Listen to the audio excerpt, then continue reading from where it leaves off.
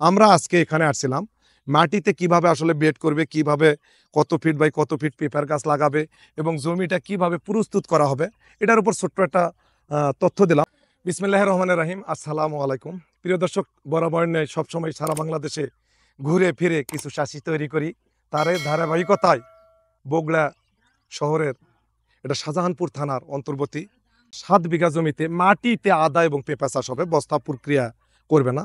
আসলে মাটিতে আমরা অনেক সময় সনাতন পদ্ধতিতে আদা চাষ করছি, এখানে অনেক দ্বিধাদ্বন্দ্ব থাকছে, আধুনিকতার অভাবে ফলন কম আছে।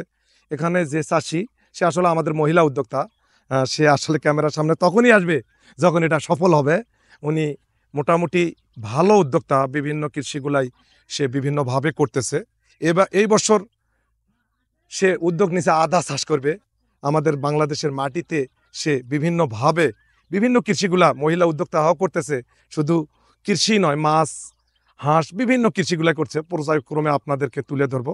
আমরা আজকে এখানে আসছিলাম মাটিতে কিভাবে আসলে বেড করবে, কিভাবে কত ফিট বাই কত ফিট পেঁপের গাছ লাগাবে এবং জমিটা কিভাবে প্রস্তুত করা হবে, এটার উপর ছোট্ট একটা তথ্য দিলাম। আমরা যে বাংলাদেশের আনাচে কানাচে ঘুরে ফিরে আমরা যে কৃষিতে কাজ করি এবং কৃষি, আমার স্বপ্ন ছিল একজন উদ্যোক্তা তৈরি করব গোটা বাংলাদেশে, কিন্তু এখন লক্ষ উদ্যোক্তা এই বগুড়াতে ইনশাল্লাহ তৈরি হয়ে গেছে, হাজারো হাজারো উদ্যোক্তা।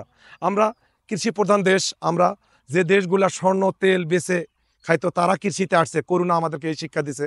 আমাদের দেশেও যারা আসলে আদতে কৃষি করার মতো নয়, তারাও কিন্তু পর্যায়ক্রমে ক্রমে কৃষিগুলা করতেছে।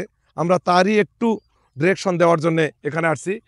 গোটাটা মাঠ কতটুকু দেখতে পাচ্ছেন, এখানে মোটামুটি বহুত জমি আছে যেটা তে আদা চাষ হবে এবং পেঁপা চাষ হবে। আমরা আজকে এখানে আসছিলাম এই ডিরেকশনটা দেওয়ার জন্যেই।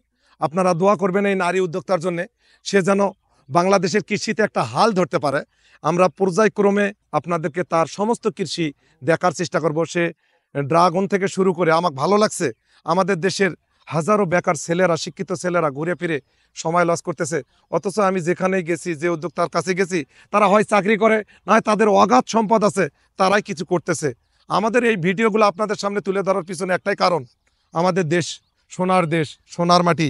এই মাটিতে আমাদের দেশের উদ্যোক্তারা এমন কোনো ফসল নাই যে আপনাকে আমাকে উপহার দেয় নাই।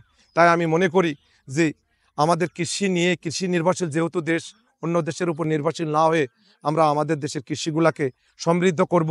আসলে উৎসাহ, জ্ঞান সবাইকে আল্লাহ সমান দেয় না, এক একজন এক এক জ্ঞানে জ্ঞানান্বিত। যেমন আঙ্গুলের একটা ছাপ কারো ছাপের সাথে বনে না, প্রতিটা মানুষের ব্রেন কারো ব্রেনের সাথে কারো ব্রেনের আসলে তুলনা হয় না। তাই একজন নারী উদ্যোক্তা, বাংলাদেশে হাজারো নারী উদ্যোক্তা তৈরি করছে বিভিন্ন সেক্টরে। আমার এই উদ্যোক্তা সবচেয়ে বড় উদ্যোক্তা, সে মাছ থেকে শুরু করে সব কিছু করছে, এর আগেও বলছি, অবগত আছি। তার জন্য দোয়া করবেন এবং এই বগুড়াতে যেন সে কৃষির একটা সমাহার তৈরি করতে পারে, এই আশা ব্যর্থ করে শেষ করলাম। এটা শুধু আমরা যে কাজ করতেছি এখানে, এর বাকি আপডেটগুলোও নুর ইসলাম ভাইয়ের মতো আপনাদের সামনে তুলে ধরার যেন আল্লাহ তৌফিক দেয়।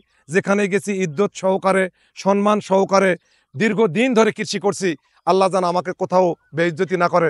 দেশবাসী প্রতিটা কৃষকের দোয়া চাই এবং প্রতিটা কৃষকের সুস্বাস্থ্য কামনা করে। আজ এই পর্যন্তই, শেষ পর্যন্ত আমি আপনাদেরকে অনুরোধ করব আমাদের জন্য একটু দোয়া করেন। আসসালামু আলাইকুম।